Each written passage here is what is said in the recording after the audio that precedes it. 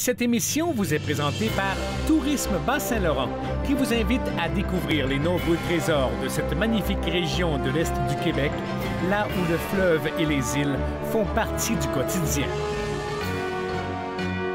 Et par Aviation MH de Rivière-du-Loup et son propriétaire, Martin Yvon. Profitez des services de taxi aérien et d'introduction à la voltige. Survolez la région, seul ou entre amis. 88 894 7492. Les îles du Saint-Laurent. Nous les voyons chaque jour, mais les connaissons-nous vraiment?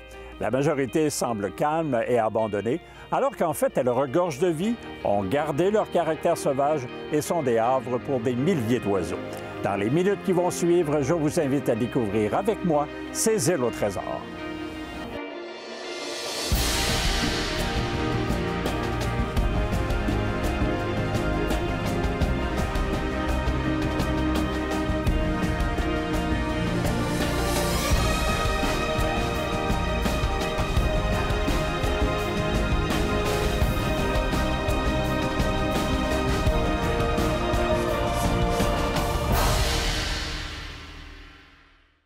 Ici Michel Hervé, bienvenue à cette émission des Îles au trésor. Cette semaine, nous poursuivons notre visite de l'île aux pommes avec Gaston Derry. Préservation de la biodiversité, les infrastructures, développement durable sont autant de sujets que nous traiterons. Notre collaboratrice Mireille Poulain nous parlera entre autres des perturbations naturelles de l'habitat des oiseaux, tandis que Jean-David Viel, dans sa chronique Écho du large, nous entretiendra des types de baleines et de phoques dans le secteur.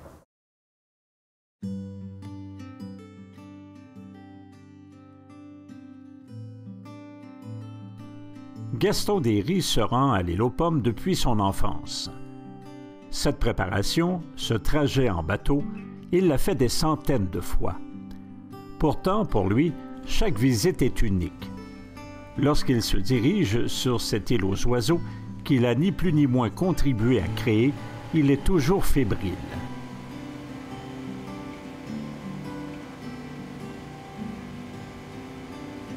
Lorsqu'il en a pris possession, la biodiversité naturelle des lieux était passablement dégradée. Gaston Derry se garde bien de la voir recréée. Il a plutôt pensé rendre l'endroit plus accueillant pour la faune ailée. Au départ, nous, on n'a pas préservé la biodiversité. Au départ, on a recréé un habitat qui a créé une biodiversité. Le fait qu'il y avait eu 20 000 goélands puis quelques milliers de cormorans avait fait que l'île avait subi la présence de ces oiseaux. Et les excréments de ces oiseaux-là sont très basiques. Donc, ça a contribué à rendre le sol moins acide puis de rendre le sol presque inerte. Il y avait encore des plaques de végétation, mais il y avait tellement peu de végétation qu'il y avait à peu près juste une ou deux espèces d'oiseaux ici. Ce qu'on appelle la biodiversité, c'est un équilibre entre plusieurs choses. C'est comme si vous mangez un plat gastronomique, ça va vous prendre plusieurs saveurs pour apprécier le plat. Alors, la biodiversité, définie de façon simpliste, c'est un peu ça. Alors, ce qu'on a fait, c'est qu'on a regardé comment était la végétation, et on s'est dit, comment est-ce qu'on pourrait manipuler cette végétation-là de façon naturelle et non de façon artificielle pour créer un habitat qui va inciter la nature à recréer une biodiversité.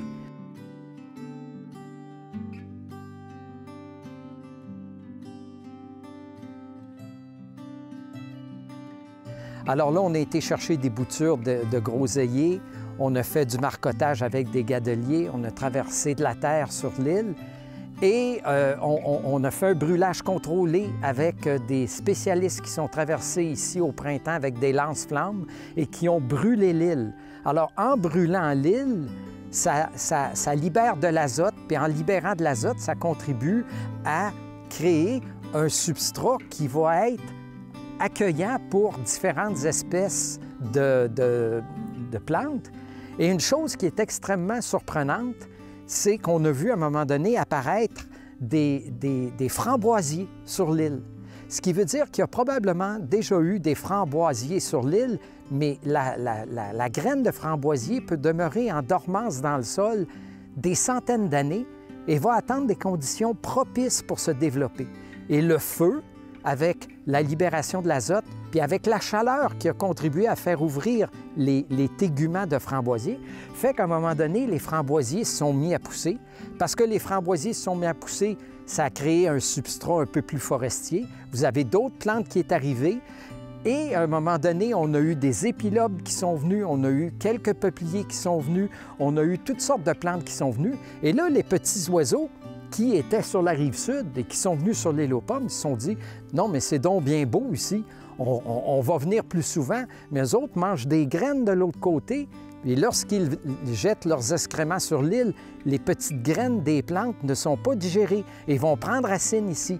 Alors, ça a été un processus végétatif évolutif qui fait qu'en créant un habitat naturel, on a plusieurs espèces de plantes, plusieurs espèces d'oiseaux qui sont venus parce qu'ils trouvaient un habitat qui correspondait à ce qu'ils voulaient. Et c'est ce qui a créé une biodiversité. C'est ce qui a créé le fait que maintenant, on a 2600 femelles qui nichent sur l'île. Avec les mâles et les immatures, à la mi-mai, ici, vous avez jusqu'à 5000 canards autour de l'île. Et quand on vous dit qu'on a dénombré plus de 135 espèces d'oiseaux, c'est un endroit aussi où les oiseaux de proie viennent et établissent un équilibre pour pas qu'il y ait trop d'oiseaux. Alors, la nature, lorsqu'elle a une biodiversité en harmonie avec elle-même, va voir à ce qu'il y ait des processus qui vont lui permettre d'évoluer. Et le résultat, aujourd'hui, c'est qu'on a dans le milieu de l'estuaire du Saint-Laurent une île qui contribue à la biodiversité de l'ensemble de l'estuaire. Mon plus beau souvenir, c'est qu'après avoir fait le plan d'aménagement, je me demandais à un moment donné qu'est-ce que ça allait donner, tous les efforts qu'on avait faits. Et un certain matin, très tôt, je prenais mon café sur la galerie lorsque, à un moment donné, j'ai vu un petit pinson chanteur venir à quelques pieds de moi et se mettre à chanter. Et c'était la première fois que j'entendais le chant d'un oiseau autre qu'un chant d'un goéland. Et c'était une musique à mes oreilles, et ce que j'entendais de ce que le pinson disait, c'était « Non, mais c'est donc bien beau ici, je vais aller le dire à toutes mes amies. » Pour moi, ça a été une image, la première image qui démontrait que tous les efforts que la famille avait faits sur toutes ces années allaient donner un résultat, puis c'est un pinson chanteur qui est venu me le dire.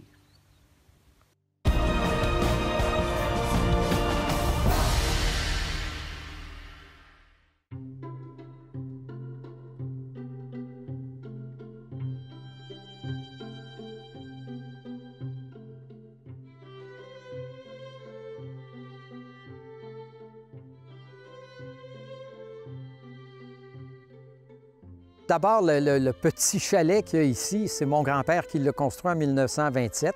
C'est extrêmement rustique. Évidemment, tout ce qui est transporté à l'île est transporté par bateau. Alors, évidemment, vous savez, ça a l'air bucolique de dire qu'on reste sur une île, mais il n'y a pas de Costco, puis il n'y a pas de Subway, puis il n'y a pas de couche-tard ici. Alors, tout ce qu'on amène ici doit être pensé, planifié, puis ça prend nécessairement des infrastructures. Pour venir sur une île, la première chose que ça prend, c'est un bateau. Alors après le bateau, ça prend un quai, alors ça prend des infrastructures. Puis l'autre chose aussi qu'on a fait, ce qu'on vient d'entendre, là, c'est un oiseau justement là, qui est en migration puis qui s'apprête à arrêter, là, c'est des passereaux. Alors c'est ce qu'on entend.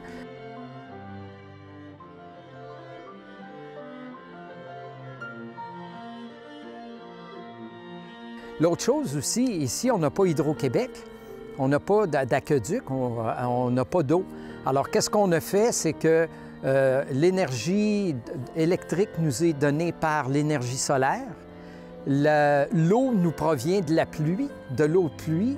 Et puis, pour se chauffer, on va ramasser le bois de grève que la marée nous apporte. Alors ici, on est vraiment en harmonie avec la nature parce que la chaleur nous vient de la mer. L'eau nous vient du ciel et l'énergie nous vient du soleil. Et on est en harmonie avec ça. On ne reçoit jamais de facture d'Hydro-Québec. Puis on a été capable aussi de faire que l'homme n'est pas un prédateur et n'est pas un intrus dans l'île. l'homme ici fait partie intégrante de l'écosystème et les animaux qui nous voient pas comme des prédateurs, mais ils nous voient comme d'autres animaux.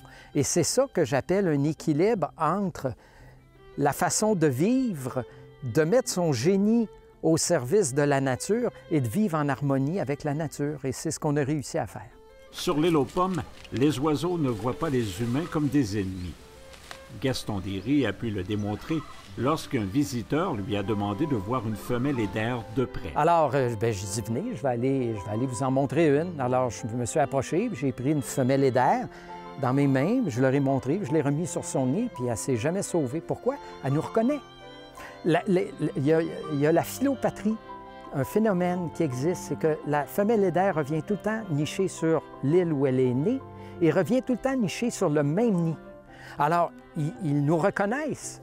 Alors, moi, ça nous arrive aussi, à un moment donné, on était en train de souper dans la salle à dîner, puis à un moment donné, il y a un canard édère qui est venu s'asseoir à côté de nous. Il était à peu près à 4 pieds de nous, puis il nous regardait manger. Et puis lui, il broutait dans l'herbe. Alors, il ne voyait pas des prédateurs, il voyait d'autres êtres vivants comme lui. Gaston Derry est souvent seul sur l'île aux pommes. Il s'y retrouve presque en plénitude. Tu retrouves quand, tu sais, c'est un peu comme un peintre qui va faire une toile et qui met beaucoup d'amour dans la toile, puis à un moment donné, quand sa toile est finie, il la regarde, il ressent une certaine plénitude. Quand on est seul ici, ce qu'on ressent, c'est un peu, je vous dirais que c'est un peu spirituel. De voir qu'on a été capable, la famille, de créer un habitat naturel comme ça qui est en symbiose, c'est une très grande valorisation et la nature est extrêmement généreuse pour nous manifester son remerciement d'avoir fait ça. Alors, ce qu'on ressent, c'est une grande sérénité, c'est une plénitude et puis c'est un peu comme écouter une pièce de Mozart.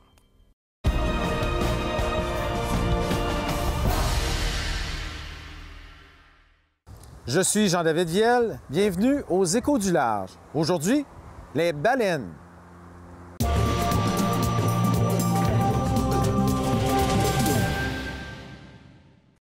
On retrouve des baleines dans le Saint-Laurent.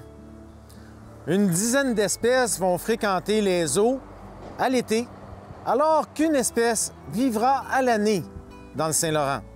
Une situation géologique particulière permet d'avoir les baleines qui fréquentent nos eaux. En effet, juste un peu plus loin là-bas, nous avons Tadoussac. Tadoussac où on retrouve l'embouchure du Saguenay. À cet endroit, nous avons la fin d'un canyon sous-marin d'une profondeur de 300 mètres environ. Le courant froid du Labrador amène des eaux qui sont chargées de nutriments. Ce courant froid voyage à contre-courant dans le fond du Saint-Laurent et, arrivé à la fin de ce chenal, l'eau est repoussée vers la surface, ce qui fait en sorte que les nutriments sont amenés. Et là, on aura une éclosion de vie qui favoriseront la croissance de petites crevettes, de krill, de petits poissons qui seront la nourriture des baleines. Donc, elles viennent ici, finalement, piger dans un garde-manger à ciel ouvert. Les baleines sont regroupées en deux grandes familles. Il y a premièrement les baleines à fanon. Ces baleines vont avoir au niveau de la mâchoire supérieure des structures qui ressemblent à des stores que l'on va placer dans une fenêtre. En fait, ces stores ou ces fanons vont servir à filtrer l'eau afin de récupérer la nourriture. Dans cette catégorie, on va retrouver la fameuse baleine bleue, qu'on appelle aussi le rorqual bleu. C'est le plus gros animal qui ait jamais existé sur Terre. Il peut atteindre une longueur de 20 à 25 mètres pour un poids de 120 tonnes. Aussi incroyable que cela puisse paraître, cette baleine se nourrit exclusivement de krill, un crustacé pas plus gros que ça. Il en ingurgite cependant de très grandes quantités durant sa journée. Un deuxième représentant, le rorqual commun. Le rorqual commun, qui est la plus rapide des baleines, qui est surnommé notamment le levrier des mers, en référence à ce chien qui court très rapidement. Le rorqual commun peut atteindre des vitesses de 20 à 25 km/h. Troisièmement, nous avons le petit rorqual. Le petit rorqual est une baleine qui est très présente dans plusieurs des océans du monde. La population n'est pas en danger. Ce sont des animaux qui sont solitaires, des baleines qui vont faire une dizaine de mètres pour un poids d'environ une dizaine de tonnes.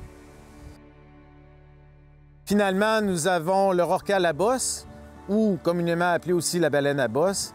Cette baleine qui possède de grandes nageoires pectorales et que nous connaissons pour ses sauts spectaculaires hors de l'eau. Nous avons aussi les baleines à dents. Ces baleines vont consommer des petits poissons.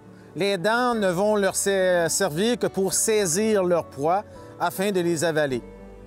Le plus gros représentant de cette catégorie va être le cachalot, un visiteur occasionnel dans les eaux du Saint-Laurent, mais toujours spectaculaire. Le cachalot, on n'a qu'à penser à Moby Dick, qui en est le représentant le plus connu. Nous avons aussi les dauphins, dauphins à nez blanc, dauphins à flanc blanc, qui viennent parfois visiter les eaux. Ces animaux voyagent en groupe et nous donnent des images fort spectaculaires lorsqu'ils sortent hors de l'eau. Un plus petit représentant, le marsouin. Le marsouin commun, un petit cétacé d'1 mètre environ de longueur, un poids d'environ 50-60 kg. Il faut être rapide pour les apercevoir. Tout ce que l'on voit, c'est leur nageoire dorsale qui va franchir la surface de l'eau lorsque les baleines viennent respirer. Finalement, un dernier représentant, le beluga, dont nous traiterons dans une autre chronique.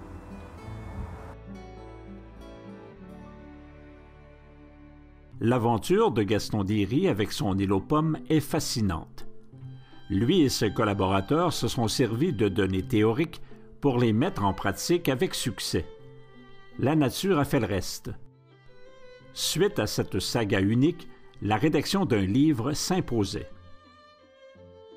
Alors, l'idée de faire un livre avait comme objectif de laisser en héritage toute l'histoire de l'île et c'est Linda Croteau, qui est une historienne et qui a coordonné l'ensemble du livre qui a été publié, où on a eu la collaboration d'une dizaine d'auteurs qui sont des amis et de 7-8 photographes, et tout le monde a travaillé bénévolement pour faire le livre. Et le livre est en vente et ce livre-là traduit très bien l'orientation qu'on a voulu donner dans le passé et les objectifs qu'on veut donner dans le futur. Et je me plais à dire que si la famille Déry a été l'âme de l'île, Linda Croteau, qui est l'historienne qui a coordonné et rédigé beaucoup de textes, a fait de ce livre-là un chef-d'œuvre. Il y a même un professeur de l'Université d'Ottawa qui a fait une critique du livre dans une revue scientifique extrêmement prestigieuse de la Californie, et qui disait que le livre « L'île aux pommes en héritage » est probablement le plus beau livre édité au Canada en 2014. Alors, on a fait un lancement à Québec et j'ai eu le privilège aussi de faire un lancement du livre en France l'année passée lors de la Biennale des grands fleuves du monde sous l'égide de la Maison de la Loire. Et ça a connu un succès extraordinaire là-bas parce que les Français ont de la difficulté à imaginer qu'une personne qui est un simple citoyen comme moi puisse être propriétaire d'un endroit comme ici. Mais ce qui les touche beaucoup, c'est de voir qu'au lieu d'aller chercher les privilèges que normalement une île donne à son propriétaire, on a plutôt orienté l'île vers une approche de biodiversité pour que les vrais propriétaires de l'île, soit les oiseaux et les mammifères marins, puissent en bénéficier. Alors, le livre traduit très bien ça et on va s'en servir comme outil de promotion pour démontrer qu'une démarche citoyenne peut être tellement salutaire et essentielle. Et vous savez, si on veut protéger notre Saint-Laurent puis le mettre en valeur, il ne faut pas juste parler, il faut agir. Et il y a beaucoup de gens qui ont la possibilité d'agir. Et ma mère disait, petit à petit, l'oiseau fait son nid. C'est souvent la somme des petits gestes sur une approche microscopique qui va avoir un effet immense au niveau macroscopique. Quand vous pensez qu'une petite île comme l'île aux pommes de 25 hectares joue un rôle si important pour la biodiversité de l'ensemble de l'estuaire maritime, Imaginez si d'autres gens comme nous faisaient la même chose, l'impact que ça pourrait avoir. Et c'est dans cet esprit-là que je vais collaborer avec Conservation de la nature Canada, qui a exactement ce même objectif-là, d'inciter des citoyens à donner à leurs propriétés des fois des vocations d'habitat naturel. Ici Mireille Poulain, directement de la station exploratoire du Saint-Laurent à Rivière-du-Loup. Aujourd'hui, à la chronique Go Oiseau, nous parlons des perturbations naturelles sur les îles.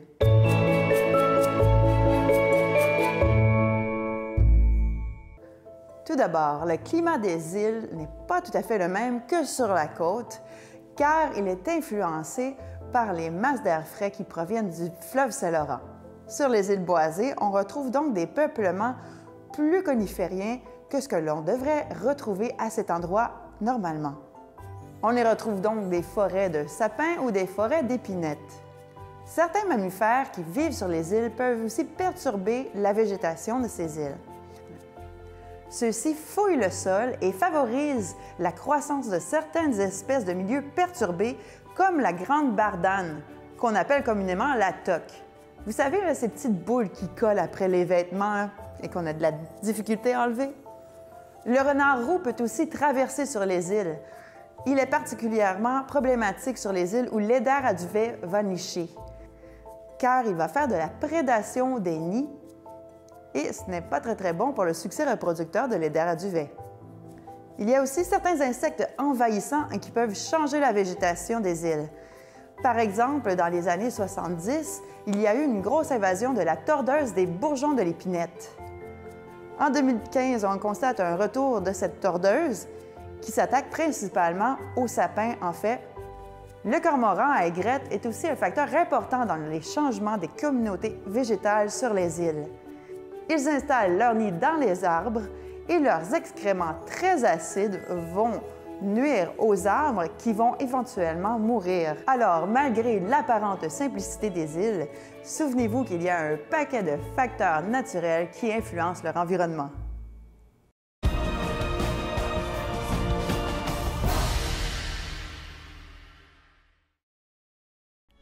La famille Derry continuera de chérir l'île aux pommes encore longtemps. Mon grand-père Derry, en 1927, avait donné une orientation qui était très ferme, très simple. C'était de créer un habitat naturel parce que ça n'avait pas de bon sens qu'un endroit comme ça ne soit pas dédié à la nature. Et dans son chalet, il avait écrit une phrase qui s'appelait « Rapprochez-vous de la nature, elle ne ment jamais ». Et cette phrase-là a tout le temps été le leitmotiv dans la famille. Et j'ai des enfants qui maintenant sont à l'âge adulte et qui ont hérité des mêmes valeurs que celles que j'ai héritées de mon père et de mon grand-père. Ils ont hérité des mêmes valeurs et ils sont en train de transmettre ces valeurs-là à leurs petits-enfants.